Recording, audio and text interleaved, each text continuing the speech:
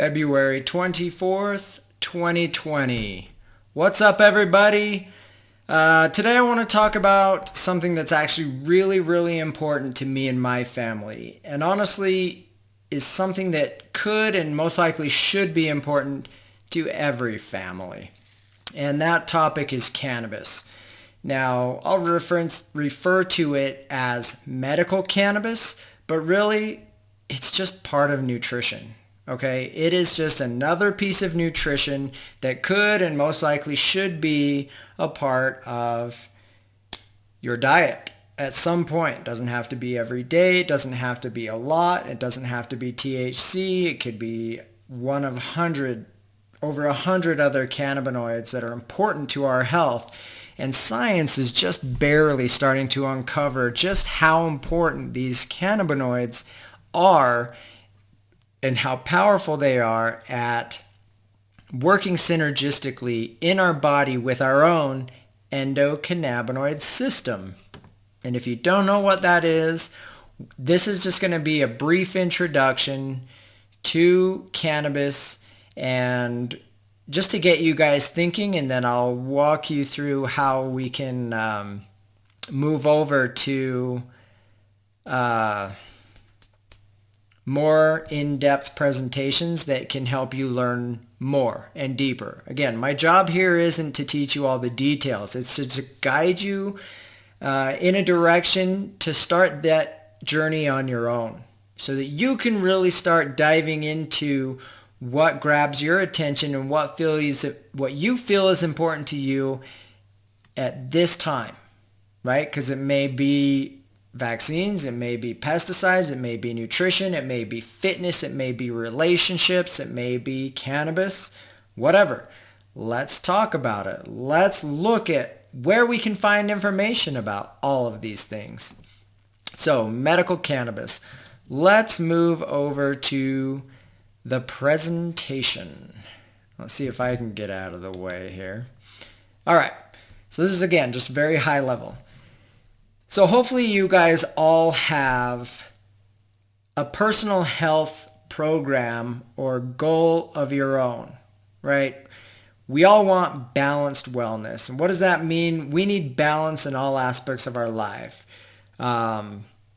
Nutrition, education, religion, mental health, spiritual health, physical health, fitness, diet, stress, relationships, all these things. We need to find balance in all of it. And a lot of people are working hard to find that balance, and they're working on eliminating toxins and focusing on proper nutrition, but something's missing for a lot of people. They can't figure it out. I'm doing everything right and I'm having this issue still. Well, either you haven't quite cleaned up the toxic exposures that could be still affecting you, or you're missing you're deficient, right? Some kind of deficiency. And for a lot of people, it could be cannabis or specific cannabinoids. So there's a lot of different ways to stay healthy, right? We need good quality, high quality nutrition. Our food sourcing needs to be purposeful. We need to read the labels. We need to avoid toxins and ensure we're investing in the highest quality food that we can afford at that time, period. Now, hydration is also very important, but you don't want to overhydrate. Just get enough, okay? 2-3 liters a day is more than enough of water or combinations of drinks that you're drinking. Just make sure they're wise choices and don't overdrink. You don't want to be chelating a bunch of minerals out of your body because you're flushing so much fluid through your system. Be responsible. Exercise. This is a challenge for a lot of people, mainly because of time. I know for me and our situation with Holden, we have 7 kids at home. We're very busy, but one of us always has to be by Holden. Always.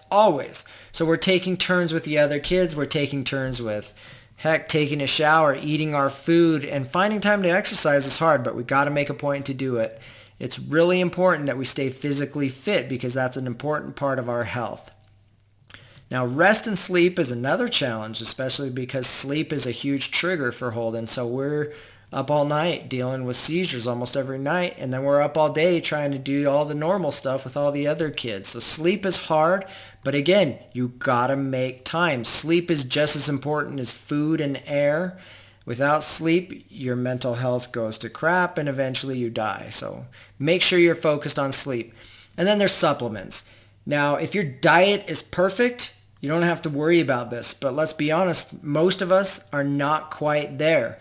And it's not even everybody's fault. Sometimes it's just the sourcing of our food and the depleted soils, the nutrition profile of our food just isn't as good as it used to be several generations ago because of conventional farming and depleting the soils and toxins and all this crap.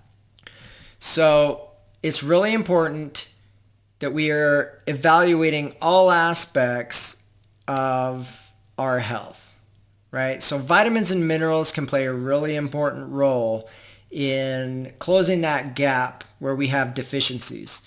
I would say the majority of people should definitely be taking magnesium, maybe some kind of electrolyte powder, ensuring you're getting enough potassium, unless you're really diligent about nailing down and ingesting 7 to 10 cups of vegetables every day. And of course, that's going to include dark leafy greens because that magnesium's right there at the heart of chlorophyll. You need a good balance of all nutrition, both water and fat-soluble vitamins, minerals, electrolytes, everything. So we have a lot of work to make sure we are balanced, like I said. Okay, so those are all very important aspects of health, but there really is a missing piece to this puzzle for most people. And those pieces that could be missing are cannabinoids. Now, the two most people recognize are CBD and THC. Now, both of these were a big no-no less than 10 years ago. Even CBD, people were freaking out going, marijuana's going to kill you, you're going to destroy your brain, and freaking out, and people still do about THC. In reality, they're both very important, and they're only two of over 100 different cannabinoids that are found in the cannabis plant. And they're all important. They all interact with our endocannabinoid system. They all have unique and overlapping medical or therapeutic benefits in our body. So let's look at just some of how it works. So what are cannabinoids or cannabinoids, however you want to say it? A cannabinoid is one of a class of diverse chemical compounds that act on cannabinoid receptors throughout our bodies. So what is the endocannabinoid system? And we have so many different systems. We have respiratory, digestive, endocrine, exocrine, sensory, renal, nervous system, reproductive system, cardiovascular system, muscular, lymphatic system, and you've probably heard of them all. But we also have our endocannabinoid system. And what I really don't like about this visual is it makes it seem like they're all independent of each other. But they're not. They all kind of intertwine and rely on each other to work properly. The immune system is connected to all the other systems, and the endocannabinoid system is connected to all the other systems. I guess in the way that this is a circle, it's saying they're all connected, which is true. And then I guess the way we study them, we break it down mechanistically. But we need to think vitalistically, is that the word? Where we're all one. It's a giant ecosystem. And if you have an imbalance in any one of these, we're going to have an imbalance in all of them. Okay? And most people have an imbalance in all of them. And they don't realize that there's an imbalance in their endocannabinoid system. And that you can supplement the same way we would supplement. So the same way we would supplement with vitamin C. Right? And maybe that's not a great example because we can't make our own vitamin C, so we have to get it from the diet because we do make our own cannabinoids. But we can supplement and help our body get what it needs if we're struggling to give it what our body needs to make the cannabinoids that we need. Hope that makes sense. Okay. So we have our endocannabinoid system, which is an internal homeostatic regulatory system that is broken down into three main components. The endocannabinoids. So like I said, we make many of our own. The two most well-known and talked about are anandamide and 2-arachidonoglycerol, or 2-AG. Those are made by the body, and the reason they focus on those two is because anandamide works in the body very similar to the way THC works. It's called the bliss molecule, right? And then 2-arachidonoglycerol works in the body very similarly to CBD, which is very anti-inflammatory. So there's several others that we make in the body, but those are the two main ones that research has looked at so far. Then we have our cannabinoid receptors. And of the endocannabinoid system, the two receptors are going to be CB1 and CB2. And then there are many other receptors in our body that cannabinoids actually interact with, like our TRPV1, our TRPV4, our GPR55, and many other receptors that cannabinoids can interact with and help regulate other functions in the body. And then there's regulatory enzymes that also interact with the endocannabinoid system. So our endocannabinoids, think of them as man-made or within our body built cannabinoids, are produced on demand in the body when we need them, as long as we have the tools to make them. And the receptors are up and down regulated in the body as needed. Very similar to other systems like our opioid system and receptors. Those are regulated up and down as well. That's how you build tolerance to different drugs. The receptors are upregulated or downregulated based on need. Now, as long as we are focused on a healthy lifestyle, and I'm a broken record, I know, healthy lifestyle, as long as we're focused on a good, healthy lifestyle, we're getting in all the nutrition, avoiding nutritional deficiencies, and avoiding toxic exposures, and we're in a good state of health and homeostasis, our body's going to have what it needs to make those endocannabinoids at the proper time to help us maintain that good health and homeostasis. So it's a wonderful system. We just need to take care of ourselves. Unfortunately, most of us are not in good health, whether that's from injury from vaccines or medications or cleaning supplies or toxic air or man-made viruses that are designed to be extra virulent and infect humans and go after our respiratory system in an aggressive way. Whatever it is, we need to support our body more than what we're doing right now. And for a lot of people, some of that extra ammo can come from the cannabis plant. All right. CB1 receptors. So the CB1 receptors are concentrated or mostly located throughout the brain and the central nervous system. The connective tissues are glands and related organs. Now, this is one reason that consumption of cannabis strains and plants containing a high amount of THC can result in a relatively potent effect, giving patients significant relief from pain, nausea, depression. It can kill viruses. It can reinstate the state of apoptosis when it comes to cancer cells, so the cancer cells can naturally die. They tend to bypass natural cell death and continue to metastasize or replicate. Well, THC will actually reinstate apoptosis, so those cancer cells will die. CBD actually helps prevent the metastasizing and regeneration and growth of new cancer cells. So it's kind of like this 1-2 punch when it comes to fighting cancer. You need both CBD and THC. In fact, in most conditions, literally in most conditions, you really need both CBD and THC. You need them.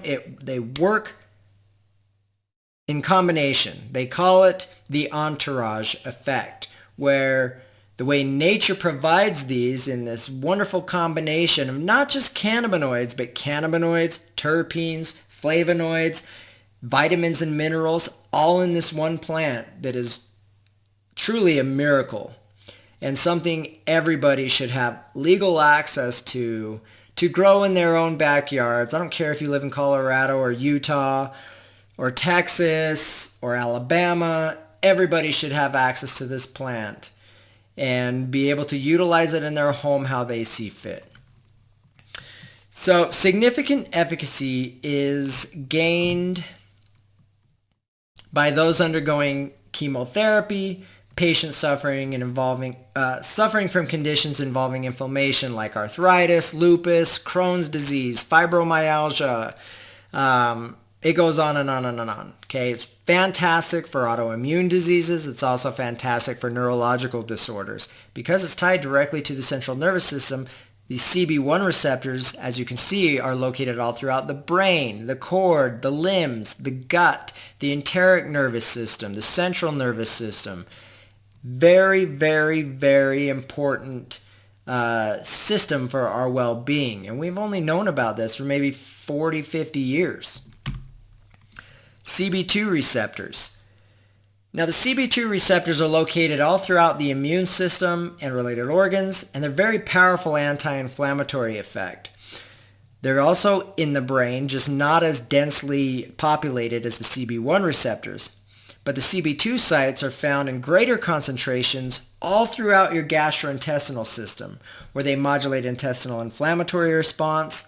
So this is why it's really important, again, in combination, THC with CBD. So CBD alone doesn't always help Crohn's and IBS. But if you combine it with THC, and THC alone doesn't work, but if you combine the two together, you get great relief from things like Crohn's disease, IBS, colitis, all kinds of problems through the gastrointestinal tract. Cannabis is a huge, huge, important therapeutic piece of the puzzle. And it's also a very powerful example of how the endocannabinoid system, when supplemented by external cannabinoids, such as from the cannabis plant, and other foods and plants have cannabinoids, like broccoli, can provide very powerful and long-lasting relief for patients of diseases like Crohn's and others. Now, a really important thing to understand, you start taking this and you start having really great results, but no one substance is a cure. It's not a cure. Okay? If you're finding relief by taking cannabis, whether you're doing ingestion, smoking, dabbing, whatever, vaping, it doesn't matter. Whatever your administration method, you're going to have to do it forever to maintain that benefit. Unless you change your lifestyle and correct the underlying cause, the root cause of the problem, which is typically toxic exposure and nutrient deficiency. And you need to clean up. You can clean it up. So this is kind of like a helper along the way. While you're making changes to your lifestyle to fix the underlying cause, this will take care of the symptoms for you along the way. And like I said, this should be part of the solution of turning your lifestyle around. Cannabis is a great piece of nutrition. It's a great supplement. You'll figure out how your body reacts to different strains, different administration methods, what works for you. And you'll know when you start seeing symptoms how to supplement with this natural and safe product. Okay. Moving on. This is really cool. Our skin contains both CB1 and CB2 receptors embedded in the largest organ of our body, right, our epidermis. This makes topical application of cannabinoid-rich lotions, salves, and balms extremely effective for localized relief of pain, soreness, and inflammation. More and more evidence is showing a widening spectrum of potential benefits from psoriasis, eczema, dermatitis, itching, headaches, cramping, even antiviral properties for shingles and cold sores. And it goes way beyond that. Okay, it's not just effective. If you're having extreme pain, rubbing some cannabis on you isn't going to take that away, right? If you broke a bone or you had a severe burn, but it does have, to some degree, some pain relief, and it is anti-inflammatory. But if you can get it on a venous area where it can be absorbed into the bloodstream quickly topically, you can have actually quick acting relief. So for certain types of seizures that Holden has, we can actually get some CBD-rich lotion or THC-rich lotion or salves that we've either made or bought. And we can rub it into the temples up here on the veins. We could rub it into the wrists, even into his feet. And within a few minutes, we'll get symptom relief. It'll stop his seizures if he's clustering certain like complex partial and simple partial seizures. We can stop them with a lotion. He takes medical cannabis in capsules every day. We do a CBD oil capsule, and then we do a THC capsule that we make on our own from the actual bud or the flower. And it's all very effective. Vaping is effective. It's a fantastic rescue style medicine, fast acting, but not very long lasting. So if you're having breakthrough events, you can vape or inhale in some way to get that fast acting relief. So there's a lot of options with cannabis. And again, it's trial and error and figuring out what works with your biology that is unique to you. And also, going back to psoriasis, eczema, and dermatitis, all of these things, again, the root cause of those issues is mainly dietary, as well as autoimmune activation, typically from vaccination, but you can correct it by changing your diet and affecting your epigenetics or gene expression over time. This is a tool to get you through that process. All right, so our own endocannabinoid system covers all cells and all nerves. It's the messenger of information flowing between our immune system and our central nervous system. It's responsible for neuroprotection and micromanages the immune system. And this is the primary control system that maintains homeostasis or our well-being. And guys, you can go in and study anything you want about this on PubMed. As I have showed you in numerous videos, you just go to PubMed and you just go crazy. Type in marijuana and multiple sclerosis, or cannabis and multiple sclerosis, or marijuana and type 1 diabetes, or cannabis and type 1 diabetes. And you want to switch it up and you'll get different studies. And there's 20,000+ papers that talk about cannabis. Now, a lot of them are going to be animal studies because for whatever reason, cannabis is a Schedule 1 drug and they don't even recognize it as having any medicinal value, and yet it's the most, it's a plant with the most potential for medicinal use or therapeutic use on the planet. It is a wonder plant. It is a miracle, and it's been banned because it's effective. Not only is it effective as a therapeutic tool in nutrition and health, but of course, hemp is a phenomenal plant that basically could replace the paper industry, clothing industry, concrete industry, plastic industry, and it was such a threat to big industry they had to vilify it and destroy it, and we all bought the lies. No longer. So go in, do your due diligence, start doing your research, and if you're worried about not knowing where to start, the safest place to start is with products that are easy to get, that are CBD rich. For us, there's the two that are the best of the best are going to be Charlotte's Web and Haley's Hope. And why that is for us, because in the world of epilepsy, these have the longest history of success, and there's plenty of failure in there, but more often than not, you're going to see positive outcomes: seizure reduction, cognitive improvements, better sleep, less anxiety, so many things. But they also work closely with medical professionals tracking symptoms, tracking drug interactions, because there are drug interactions. If you're an epileptic, or your child is, and you're taking benzodiazepines, well, guess what? The more CBD level going up in your body, the higher your benzos are going to go up in your body as well, and that's very dangerous. So you have to get some labs done, get your blood levels checked on the benzos, and then you start your cannabis, titrate up till you find some therapeutic success. Get your blood checked again, because those drug levels could have gone up, and it actually might be beneficial to lower your pharmaceutical down. And a lot of people are able to actually wean off pharmaceuticals, having so much success with medical cannabis. Not everybody. You need to work with a doctor in that regard, because until you're really, really good at this. Now, we've been doing this for over 6 years, and we're good at making changes and tracking symptoms, and we're very comfortable with what to do. And you'll get there. Eventually, you'll get there. But these are just 2 brands. There's literally thousands of them. You can go out and get whatever you want. But I kind of talked about it in one of my videos about paying attention to the bottle and how it's being sold. What's the concentration? What are you actually paying for? And is it third-party lab tested? You need to consider all of these things.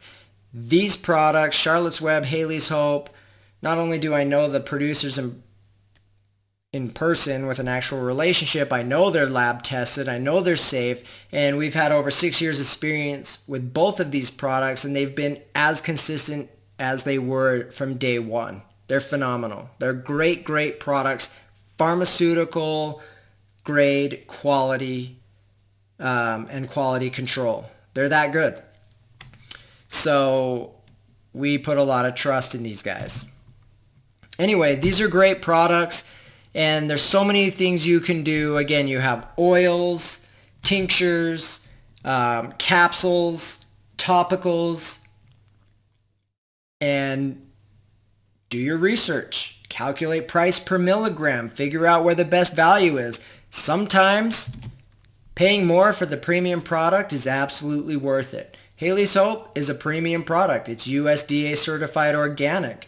It's a unique strain, custom bred by Jason Cranford. It's a really good strain for autism, epilepsy, pandas, MS, tons of autoimmune diseases. Solid stuff. And so is Charlotte's Web. And if one didn't work, try the other. You can even try combining them. We had some great success for a while combining them, but we actually like keeping them separate so we can alternate one and then switch to another and then switch back, and you maintain efficacy by switching strains or doing a reboot where you stop using it for a few days and then reintroduce it, just giving your receptors a break for a bit, and then it's effective again. So there's a lot for you guys to learn. Now let's jump over and show you guys. If you go over to, and I do want to actually, if you go to the Fear versus Freedom channel and go into the playlists, I have a cannabis playlist that's fantastic, one of many playlists. And this is where you can get a really, really solid foundation about the endocannabinoid system, how cannabis works in the body for multiple different conditions, because it's part of our, it ties into so many of our regulatory systems. Cannabis is very powerful. But this is a really good playlist. It starts with a great introduction called Cannabis 101. Then you move on to Dr. Ethan Russo's endocannabinoid system presentation, parts 1 and 2, to really get a good understanding about how our biology works with cannabis, and then you just continue on. Christian Bogner is a physician, I believe he's an OBGYN, whose child was vaccine injured, ended up on the autism spectrum, and he did a ton of research into cannabis and figuring out how it helps with autism, and THC is actually very important. He helped uncover that. Dr. Getty is right here in Colorado Springs. She works with literally hundreds of epilepsy patients, pediatric patients, and then tons and tons, hundreds if not thousands of adults with different conditions. And she is great. She works really hard at, documenting every patient's From day one, what is your diagnosis? What is your history of medications? What are your results? Why are you looking at cannabis? What strains have you tried? Here, what have you done? Like, what's your dose? What's the interactions? She's tracked so much that she's helped write a lot of different protocols for specific conditions, especially in pediatric use and medication interactions and many great things. She's a fantastic researcher. Great contact here that you could go to if you're anywhere near Colorado. I highly recommend working with her. But there's a lot of people all over the world now that are more and more into learning medical cannabis. You can learn how to make your own Rick Simpson oil. Great interview directly by Rick Simpson about how he cured cancer and great stuff. Some great TED Talks by doctors that were against medical cannabis until their patients educated them on it. And now they're like, you know what? I was totally wrong. And this is the exact same thing that can happen with vaccines. Patients get to educate the doctors. And on and on and on and on and on. Different videos that I've done on how we use medical cannabis. But it's a really good playlist where you can go and dive into the details and learn more. So, I mean, that's pretty much it, guys, for today. I just wanted to touch on medical cannabis. The next few videos that I'm going to upload are really just going to be for my benefit because Holden played a pretty big part in the state of Utah when it comes to medical cannabis legislation being passed. We tried to be very open with our journey because it was new for everybody, and whether it was good or bad, we wanted to help everybody learn from what we were doing. And we've actually had really good success with medical cannabis. Epilepsy is a horrible, especially intractable epilepsy. It's neurodegenerative. You're watching your child just fade away over time. And we're slowing that down as much as we possibly can with cannabis. And every day we pray and work so hard that we can turn it around, but at least we're just doing what we can to keep him with us for as long as possible. And cannabis has been one of the most important tools. We've had 2 out of a dozen pharmaceuticals that have given some seizure reduction. That medical cannabis, magnesium, and clean nutrition, clean lifestyle. Those are the big wins there. And the pharmaceuticals aren't a win. They've actually hurt him in the long run. One of them turned him from having more simple partial and complex partials to more generalized and more dangerous seizure types, and we've never been able to go back to where we had it, right? That was rufinamide or Banzel. It changed his epilepsy forever. For the worse, it destroyed him. It stole him from us back in 2016, and he's never recovered. And then the one he's on now is Vimpat, and this one pissed me off. They put him on it, and then we found out it's not FDA approved for kids under 17. But that doesn't stop doctors from writing prescriptions off-label. They can do whatever the hell they want, even without scientific research that says it's safe. What the research does show is it's not safe for kids under 17. It causes permanent brain alteration and damage. And now my boy is 100% physically dependent on Vimpat. And he can't come off of it. He'll die. It's infuriating. But luckily we still have cannabis. And that's why we're staying in Colorado. Even though we helped get legislation passed in Utah, that kind of got hijacked by the Church of Jesus Christ of Latter-day Saints and the Utah law enforcement and many other factions that fear cannabis, and kind of destroyed the ballot initiative that was originally drafted and voted by the people. They took that, got rid of it, created their own bill, replaced it, and said, this is what's going to happen. And it was very restrictive. We like to be in control of the process. We make our own medicine. I make our own salves. We do our own stuff, and that wouldn't have been allowed in Utah. So we said, and we came back to Colorado. So here we are. So anyway, the next few videos, like I said, are going to be from me. And I'm going to be taking a lot of the news stories that Holden was a part of to help spread awareness about medical cannabis and get people to think more critically and potentially vote for it. And it did help. That bill did get passed. So I'm going to take some of those news stories, upload them onto my channel just so that we have them for our own archives. And if any of you guys are interested in watching them, that's great. He's a hero in my eyes. He is amazing. I love him with all of my heart. And I'm very proud of his courage because he knows he's being put out there. And he does it. He knows he's making a difference, and he does, and I love him. And so if you want to watch those, they'll be coming. I'll be uploading those every now and then. All right, guys, that's it. And then the next few videos will be stories about Holden. Love you guys. Have a good night.